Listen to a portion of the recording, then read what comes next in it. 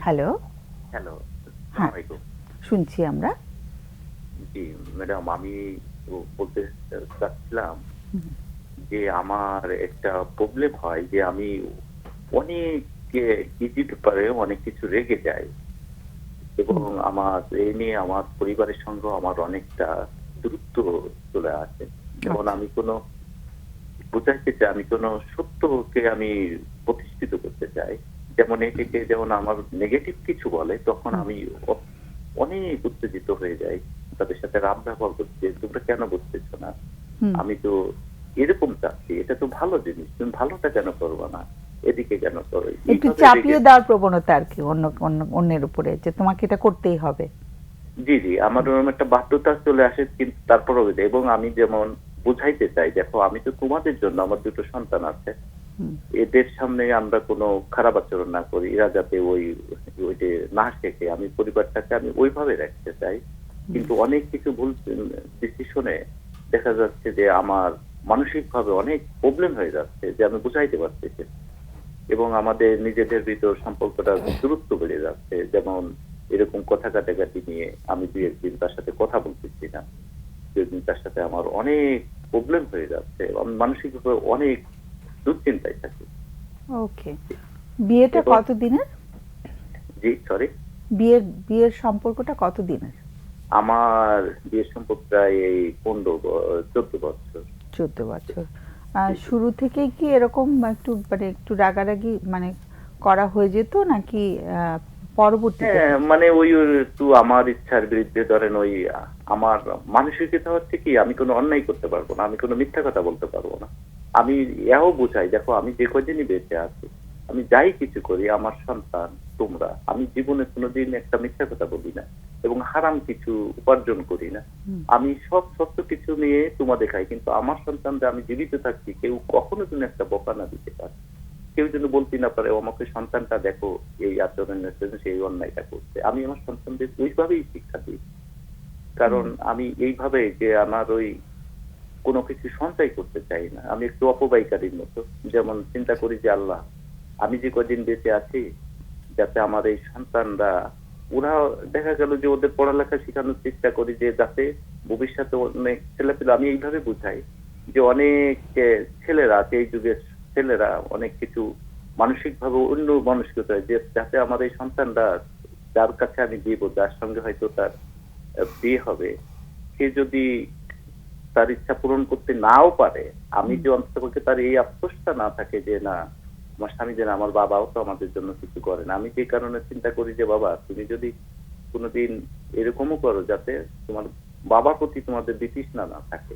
চেষ্টা করে যাই, আমি অনেক পরিশ্রমও করি। ইদানিং আমার এই প্রবলেমটা আরো হইছে। আমি প্রায় ৪ বছর আমি অ্যাক্সিডেন্ট করেছিলাম। আচ্ছা। করে হয়তো আমি বেঁচে থাকবো কিনা সবাই জানে যে আমার সেই ছিল না। কিন্তু আমি বুঝাই দেখো সবকিছু আমি জীবনে অন্যায় করি নাই বিধায় এবং আল্লাহ পাক আমাকে তোমাদের কাছে ফিরিয়ে রাখছে। হুম, কিন্তু আমি চাই না যে যে এর মধ্যে যে আমি কোনো অন্যায় করি, আমি ধরেন আমার অনেক সুযোগ থাকে যে আমি একটা মিথ্যা কথা বললে আমার লক্ষ, লক্ষ টাকা আমি ইনকাম করতে পারি। হুম, এবং মানুষের একটা হিসাব আমি বললাম যে এটা নাই। সে কিছু করতেও পারবে না, বলতে পারবে না। কিন্তু না, এটা আমার দ্বারা কখনো সম্ভব হবে না। দেখো আমি এইভাবে উদাহরণ দিয়ে বোঝাই। দেখো এখানে যদি আমি এই গ্যাপটুকু করে দিই, আমি তোমাকে হয়তো তোমার চাহিদা অনেক কিছু পূরণ করতে পারি। ৳১,০০,০০০ নিয়ে তোমাদের করে দিলাম। কিন্তু তাতে তোমাদের রক্তটা খারাপ হয়ে যাবে। আমি হয়ে যাবে। তোমাদের ভিতর হারাম কিছু চলে না গেলে। ঠিক আছে, বুঝতে পেরেছি। তো এটা কি স্ত্রীর সাথে, সন্তানদের সাথে সবার সাথে একই ঘটনাই ঘটে যাচ্ছে? সবাইকে একটু জোর করা হয়ে যাচ্ছে? সরি বুঝতে পারিনি। মানে স্ত্রী, সন্তান, সন্তান কতজন? আমার সন্তান ২ জন, ২ টো মেয়ে। বয়স কত ওদের? একজন ক্লাস ৯ এ পড়ে, আচ্ছা। ১৪ বছর প্রায়। হুম। মানে আর ডাউট হবে, ছোট আপ জন? হয়নি। ছোট জন ৭ বছর। ৭ বছর, বেশ ছোট। এই কথাগুলো কি ওয়াইফকেও বলা হচ্ছে যে তুমি ওর? হ্যাঁ, আমি তাদের সামনেই বলি, তাকেই বলি। দেখো আচ্ছা। যে আমার জীবনের একটাই ইচ্ছা যে মরে গেলে তো কেউ কিছু আমার জীবনে যাই উপার্জন করব তোমাদের পিছে সবই ব্যয় করব। এখনো করি, আমি সেটাই করি যে আমার কিছু সঞ্চয় করে রাখার জন্য এইটা আমি করি না। আমি বলি যে আমার যাই আছে সবকিছুর বিনিময়ে এদের মানুষ করা যাতে কোনোদিন মানে এরা স্ত্রী কি বলেন যে তুমি একটু সঞ্চয় করছো না কেন, এটা উনি? হ্যাঁ, হ্যাঁ, এতে আচ্ছা নিয়ে প্রবলেম হয়। তুমি এত ব্যয় করো কেন? তুমি আচ্ছা এত আচ্ছা, এরকম ওকে। করো কেন? উনি একটু বাধা দেওয়ার চেষ্টা করেন হ্যাঁ, মাঝে মাঝে। বাধা দান হুম, করে। আমি বলি যে আমি তো তোমাদের এবং আমার প্রতি আমি এটাও বোঝাই যেমন একটা বেখেয়াল চলে আসে। দেখা গেল আমি অফিস থেকে আসছি, পরিশ্রম করি। আসছে আমি চাই যে না আমি এই যে রাত্রে আসি, সকালে যাই, রাত্রে অনেকদিন রাত হয়ে যায়, দিনে যাই। আমি বলি যে সবই তোমাদের জন্য দেখো। হ্যাঁ হ্যাঁ, কিন্তু জব করার একটা জন্য। জিনিস একটু আমরা মাথায় রাখলে ভালো হয়, যে এটা মানে এটা একটা উপদেশের মতো না, আমি একটা ধারণা দিচ্ছি, যে আমরা আমি তোমাদের জন্য করছি, তোমাদের জন্য করছি, এটা বারবার বললে একটা একটা মানে অপরাধ বোধ তৈরি হয় অন্য মানুষদের মধ্যে। আসলে আমাদের তো এটা করণীয় বলেই করছি, তাই না? আমরা তো না, বাচ্চাদেরকে জি, জি, জি, আমরা তো পৃথিবীতে আনি আমাদের সুখের জন্যই কিন্তু আনি। হ্যাঁ, জি, একটা খুব সুন্দর কবিতা আছে যে তোমার সন্তান তোমার নয়, your children are not your children, তোমার তোমার মাধ্যমে ওরা পৃথিবীতে এসছে, কিন্তু জি, ওরা তোমার অংশ না, হ্যাঁ, তোমার অঙ্গ প্রত্যঙ্গ না। তো কাজেই সন্তানদেরকে আমরা যদি মনে করি যে ওদেরকে আমরা উজাড় করে দিচ্ছি কারণ ওদেরকে আমরা মানে আমাদের দেবারই কথা, কিন্তু আসলে আমাদের সবারই তো দায়িত্ব এখানে বর্তায়। হ্যাঁ, তো কবিতাটা জিবরানের একটা কবিতা, যে আমরা অনেক সময় বাচ্চাদেরকে মনে করি আমরা এখানে ওরা সম্পদ হিসাবে আমাদের এসছে এবং ওদের উপরে আমরা মানে একটা ইনভেস্টমেন্ট করছি। জি, এটা জি, আমাদের করারই কথা, কারণ সন্তানরা তো আমাদেরকে খুশি করে পৃথিবীতে এসে, তাই না? তো জি, এটা জি, এটা জি, আমি জাস্ট জি। একটা আমার ধারণা, আমার জায়গা থেকে আমি বলছি। আমার একটু জানার ছিল যে এই মুহূর্তে স্ত্রী কোথায়? স্ত্রী কি পাশে বসে ওরা আছেন? না, না ঘুমাচ্ছে। আমি আচ্ছা, সকালে মানে বাচ্চাকে স্ত্রী নিয়ে ওরা যদি পাশে থাকতেন বা আজকে আমাদের সাথে একটু কথা বলতেন, তার পারসেপশনটা একটু শুনতে পেতাম যে উনি কিভাবে দেখছেন জিনিসটা। তার স্বামী যে যেগুলো আশা করছেন, প্রত্যাশা করছেন তার পরিবারের সদস্যদের কাছ থেকে, স্ত্রীর এটা কি মানে এটা কিভাবে নিচ্ছেন, এটা জানতে পারলে আমাদের জন্য একটা মানে সম্যক ধারণাটা পাওয়াটা সম্ভব হতো। হ্যাঁ, জি তো সেটা। ম্যাডাম, না এখন মনে হয় ঘুমাচ্ছে তো এখন ডিস্টার্ব মানে না ওইভাবে না না, করলেও যে আমি রাতে বলছি না, আমি একেবারেই বলছি না যে তাকে ডেকে উঠাতে হবে। আমি হ্যাঁ, একটা জাস্ট প্রস্তাব করছি যে আগামীতে যদি দুজন একসাথে ফোন করা যায়, আমরা খুব চাই যে যে জি, পরিবারের সাথে কথা বলছি তার জন্য দুজনই আমাদেরকে কিছুটা হলেও বলতে পারেন, একটা ধারণাটা আরো পরিচ্ছন্ন হয় আমাদের কাছে।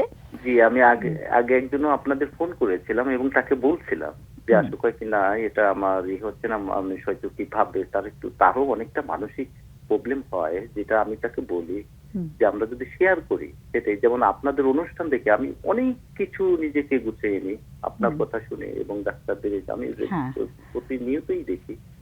মাঝে থ্যাংক ইউ মাঝে সো আমার মাচ। আমি একটু তাহলে আগাই আমরা, কারণ আমাদের তো অনেকে ফোনের জন্য অপেক্ষা করেন। জি, জি, জি, তাহলে জি, আমাদের আমাদের কাছে আজ মানে একটু কি রাগ কাজ করছে বেশি, তাই তো? রাগ কাজ করছে এবং আমি স্বস্তি পাচ্ছি না যে আমি কি করবো। আমি হঠাৎ করে আমার মেন্টালি অনেক প্রবলেম হয়ে যায় যে আল্লাহ, হ্যাঁ হ্যাঁ। আমি এদের জন্য কিন্তু আমাকে নিয়ে তো একটু ভাবে না। যেমন আমি রাত্রে বাসায় আছি, আমি চাই যে আমার স্ত্রীটা আমার খাবারটা সুন্দর করে টেবিলে দিই আচ্ছা এবং আচ্ছা। আমাকে একটু হুম টেক কেয়ার করবে। ওই বাচ্চাকে বলবো, আমার এসে আমার বাচ্চাকে বলতে হয় যে বাবা আমাকে একটু খাবার দাও। হুম। আমি নিয়ে অথবা আমি নিজে নিয়েও খাই। সেটাই, যে একটু পারে মনটা খারাপ হয় মানে এখন। খারাপ হয় এবং অনেক উত্তেজিত, এবং আমার আর একটা ম্যাডাম একটু ক্লিয়ার বলি যে আমি ওই মানুষের কাছে আমার একটা বাজে স্বভাব আছে, যেটা হুম যে আমি অন্যায় করি না, আমি তোমার কাছে ছোট হতে পারবো না, তোমার কাছে আমি কেন নথি স্বীকার করবো তোমাকে, কিন্তু আপনাদের অনুষ্ঠান দেখে তারপরও আমি চেষ্টা করি এবং চিন্তা করি যে না, যে ডাক্তার তোমাকে এদের এই পরামর্শ দিচ্ছে দেখে আমি বাইরে যখন ওর সঙ্গে রাগারাগি করে বেরোয় যাচ্ছি, হুম অফিসে যাই, তখন চিন্তা করি যে না, ডাক্তাররা তো এইভাবে পরামর্শ দেয় দেখে আমি আজকে বাসা থেকে যে হুম অফিস থেকে যে আমি তারে আমি নিজেই বলবো হুম। যে না ঠেক, তুমি রাগ করো না, অথবা হয় আমারই ভুল হয়েছে, ঠিক আছে তোমার হ্যাঁ, বা তার জন্য একটা ছোটখাটো হাতে করে নিয়ে যেতে পারি আমরা, তাই না? আমাদের তো পৃথিবীতে এসছি আমরা অল্প দিনের জন্য, চলে যাব তো সবাই, তাই না? যতদিন বেঁচে আছি আমাদের যদি সুন্দর সম্পর্কে থাকতে পারি, আমাদের মনটা ভালো থাকে আর কি। যাই হোক, আজকে আমাদের কাছে প্রশ্নটা বলে দিলে ভালো হয়, আমি না অতি। ম্যাডাম, হুম, জি, জি, আমি এই জন্য একটু মানে আরেকটু বলি, কিন্তু এটা নিয়ত করে যখন আসি কিন্তু আমার ওইটা আবার তার মানে আচরণ দেখে আমি এত যে আবার তার কাছে ওই ইচ্ছাটা হয় না যে না বলি, মনে হয় যে না আমি না, আরো ঠিক অনেক আছে, ছোট সেটা হয়ে যাব। আন্দাজ এখন করা ম্যাডাম গেছে। আসলে আমি কি করতে পারি, এটা আপনাদের পরামর্শে। জিনিসটা কি আমি যে মানে আসলে কি আমি এত করতে পারি, উত্তেজিত মানে হয়ে একটু যাই, প্রশ্নটা আরেকটু স্পেসিফাই করলে ভালো হয়। না এর থেকে মানে এই যে আমি হঠাৎ রেগে যাচ্ছি এবং তাদের সাথে আচ্ছা, খারাপ আচরণ ওকে, করছি। আচরণটাকে আরেকটু মাইল্ড কি করে করতে পারি, তাই তো? জি জি আরেকটু আমি সুন্দরভাবে আচরণটা কিভাবে করতে পারি? জি আমি অনেক অনেক অনেক সুন্দর প্রশ্ন, একটু লাইনে থাকতে হবে। কোনো প্রশ্ন থাকলে করো, খাদিজার আমি প্রশ্ন আছে। একটু জিজ্ঞেস করছিলাম যে আপনি যখন রাগ করেন আহ, একটি ঘটনা, একটা এক্সাম্পল দেন যে আমি রাগ করে এই ঘটনাটা হলো, এরপরে আমি রাগ করেছি, একটি এক্সাম্পল দেন। না যেমন যে ঘটনাটা হচ্ছে, খাবারটা রেডি করছে না। এটার জন্য যেমন আমি অফিস থেকে আসছি, আমি চিন্তা করি যে আমার পরিবার আমার জন্য, আমি যে পরিচ্ছন্নতা, আমি প্যান্ট শার্ট খুলবো জমাতো, যে এসে আমার গামছাটা, আমি তো হাত মুখ ধুবো, ব্রাশ করবো, কিন্তু ওরা আমার প্রতি একটু টেক কেয়ার করবে যে না তোমার আমার এটা প্রয়োজন। আমি যেমন লাগে, আমি যেমন একটা পরিচ্ছন্ন পরিবেশ পছন্দ করি, কিন্তু সেটাও আইসে দেখি বিশৃঙ্খলা ভাব, ও কাজ করছে, কোনো কোথাও সতর্ক ওকে, থাকে না, যখন তখন দেখছেন হঠাৎ যে আরো মেজাজ গরম হয়ে যায়, মনটা দিয়ে তার হ্যাঁ, সঙ্গে খারাপ একটু আচরণ। শুনলে ভালো হয়, একটু হ্যাঁ, প্রশ্নগুলো। যখন দেখছেন যে যেভাবে চেয়েছিলেন ওভাবে গুছানো নেই, তখন আপনি রাগ করে কি করেন? রাগ করে ওদের দেখা যাচ্ছে যে বকাবকিও করে ফেলি, যে তোমরা এরকম কেন করো? কখনো এ মারধর করেন?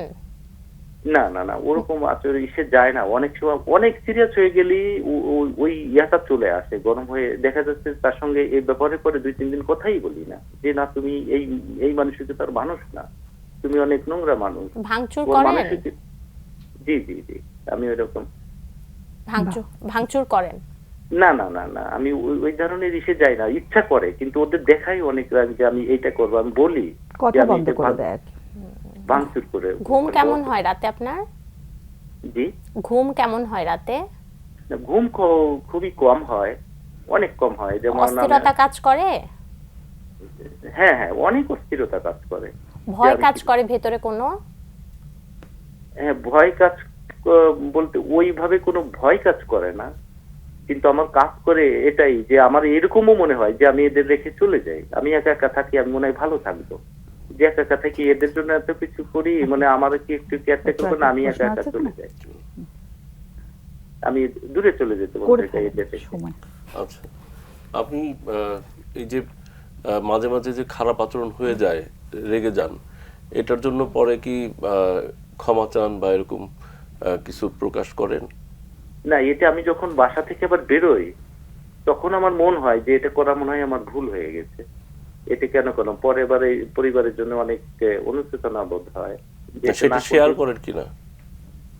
যে না, আমি শেয়ার করার মতো এরকম কেউ আসলে পার্সোনালি বিষয়, তো আমি অনেক নিজেকে নিজের পার্সোনাল না না, অন্যের সাথে না শেয়ার না, না, আপনার ওয়াইফের সাথে শেয়ার করেন ওয়াইফকে কিনা? বলা হয় কিনা যে আমি দুঃখিত যে আমি করে ফেলেছি তোমার সাথে। না, এতে হয় না, ওই জিদ কাজ করে যে না, তার কাছে আমি জেদ ছোট মনে কাজ হয় যে করে। তার কাছে কিছু বললে আমি ছোট হয়ে যাব, কিংবা সে কেন বুঝতেছে, এটার জন্য তাকে আমার এটা করা হয় না কখনো, আর কোনো মানে ওইভাবে হয় না যে আমি পাবো না, তার আসতে হবে, সেই থ্যাংক আসে ইউ মাঝে সো মাঝে। মাচ। অনেক পরিষ্কার হলো, আমাদের অতিথিরাও সুন্দর করে প্রশ্ন করেছেন, ব্যাপারটা অনেক পরিষ্কার হয়েছে। আমাদের অতিথিরা আলোচনা করছেন, আমাদের সঙ্গে থাকলে ভালো হয়। অনেক অনেক কৃতজ্ঞতা প্রকাশ করছি। নেক্সট ডেতে যদি ওয়াইফকে সঙ্গে করে ফোন করা যায়, আমরা আরও কৃতজ্ঞ হব। আমরা আলোচনা শুনি আমাদের অতিথিদের। ওকে, সো তুমি আগে বলবো।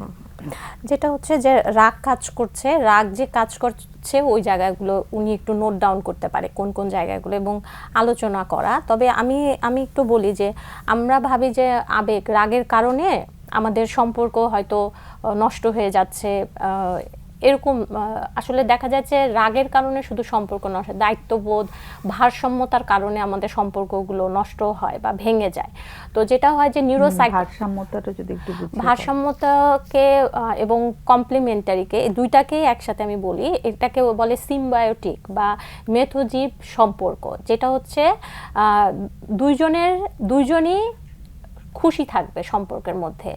কেউ কম করছে, কেউ বেশি করছে, এটা ভারসাম্যতাটা থাকবে, দুজনেই করছি। যেমন উনার নিড হচ্ছে আমার খাবার এগুলো গুছিয়ে রাখুক, তো এভাবে উনি রাখলো, আবার উনি দেখা গেছে ওয়াইফের একটা নিড ফুলফিল করছে, যে আমি হয়তো একটু লেট করে উঠি, ঠিক আছে তো তুমি লেট করে উঠো, আমি সকালের নাস্তাটা আমি ব্যালেন্স করে নিব। তো এই যে এটাকে হচ্ছে বলছে, কিন্তু আমরা যেন গ্রান্টেড মনে না করি, যেটা আমার প্রাপ্য একদম। হ্যাঁ, তো তখন হলো সম্পর্কের মধ্যে ভারসাম্যতাটা থাকে এবং আমরা তখন হচ্ছে যে যেটা নার্চারিং হয় সম্পর্কটা।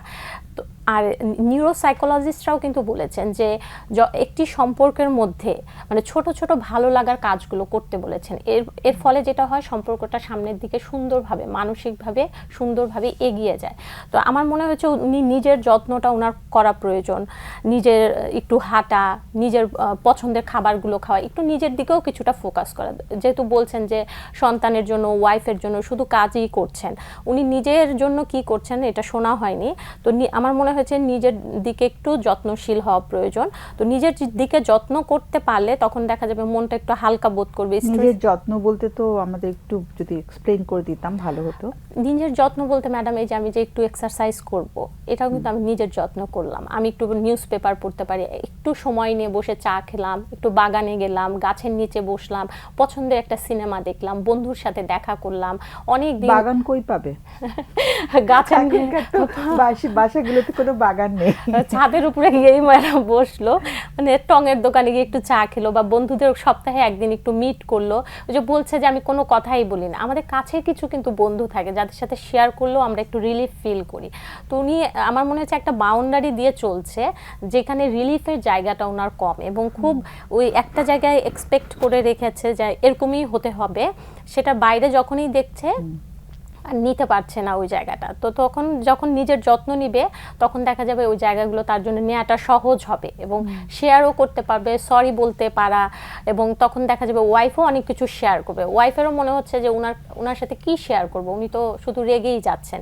কিন্তু উনি যে রাগ করছেন কি কারণে, উনার লেন্স দিয়ে উনি দেখছে উনার মতো করে।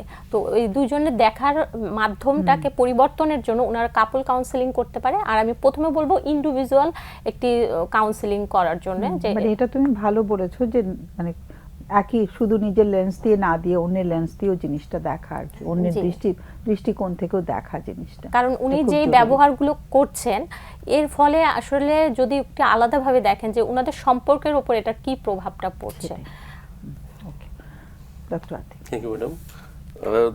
সম্পর্কের জায়গাটা যদি বলি তাহলে মানে প্রথমে যে আমাদের যে জিনিসটা চোখে পড়ে সেটা হচ্ছে সম্পর্কটা একটা মানে যেটা আমরা বলি যে টক্সিক বা মানে সেই জায়গাটা আছে এখানে একটা মানে অসুস্থতা আমরা দেখতে পাচ্ছি সম্পর্কের মধ্যে।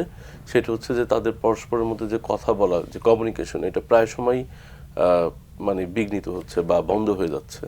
যেটাকে আমরা যদি বলি যে আমরা অনেক সময় বলি স্টোন ওয়ালিং বা একটা পাথরের দেয়াল তৈরি হয়ে যায় তাদের মধ্যে। তো সেই জায়গাটা থেকে আমার মনে হয় যে বের হয়ে আসার জন্য ওনাদের প্রফেশনাল হেল্প অবশ্যই দরকার।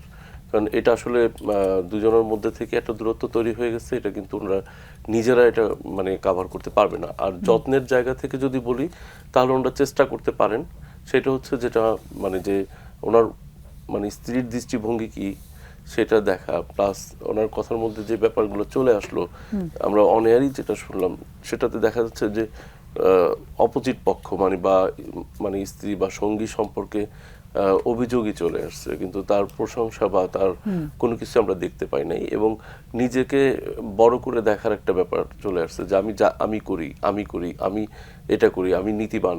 তো এই জায়গাটাতে দেখা যাচ্ছে কি যে ওনার স্ত্রী কিন্তু ছোট হয়ে যাচ্ছে, মানে আমাদের সবার চোখে এরকম মনে হচ্ছে। তো এই জায়গাটা যদি প্রতিনিয়ত ঘরের মধ্যে হয় তাহলে আসলে সম্পর্ক কিন্তু মানে এইভাবে টক্সিক হয়ে যায় বা একটু দূষণীয় হয়ে যায়। পারস্পরিক একটা ভারসাম্য থাকাটা দরকার। পারস্পরিক বোঝাপড়ার একটা ব্যাপার আছে, পরস্পরকে বুঝে নেওয়ার ব্যাপার আছে, বিশেষ করে প্রশংসা করা, সরি বলা, এগুলো খুব জরুরি। তো সেই জায়গাটা কিন্তু অনেক মিসিং হয়ে যাচ্ছে। তো যত্ন যদি বলি তাহলে সেক্ষেত্রে কয়েকটা জিনিস উনি মনে রাখতে পারে যেটা উনি নিজে থেকে শুরু করতে পারেন। তারপর যদি না পারেন সেক্ষেত্রে প্রফেশনাল হেল্প নিলেন।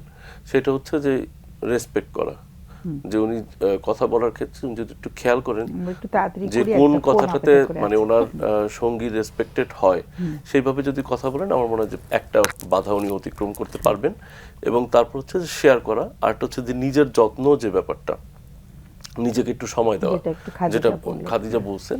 তা আমি বলবো যে নিজেকে একটু সময় দেন, কারণ আপনার ছোটবেলা ছিল, আপনার ভালো লাগার কাজ ছিল, আপনি কোনো কোনো জিনিস পছন্দ করতেন, সেই জায়গাগুলোতে একটু যান, নিজেকে একটু সময় দেন, তাহলে মানে নিজেও সমৃদ্ধ হবে কারণ আমার পকেটে যদি টাকা থাকে তাহলে আমি ধনী, ঠিক আমার মধ্যে যদি আনন্দ থাকে তাহলে আমি মনের দিক থেকে ধনী। তো আরেকটা সেই point- জায়গাটা মনে হচ্ছে যে কমে যাচ্ছে। আরেকটা পয়েন্ট খুব গুরুত্বপূর্ণ যে আমি ছোট হয়ে যাব, আমরা আসলে ছোট হই না, বরং আরো বড় হই। বড় হই। নিজের যে আমার ইয়েটা আছে দুর্বলতা স্বীকার করলে কিন্তু আমরা আরো সেটাই। বরং মানুষের কাছে শ্রদ্ধা বেশি পাই।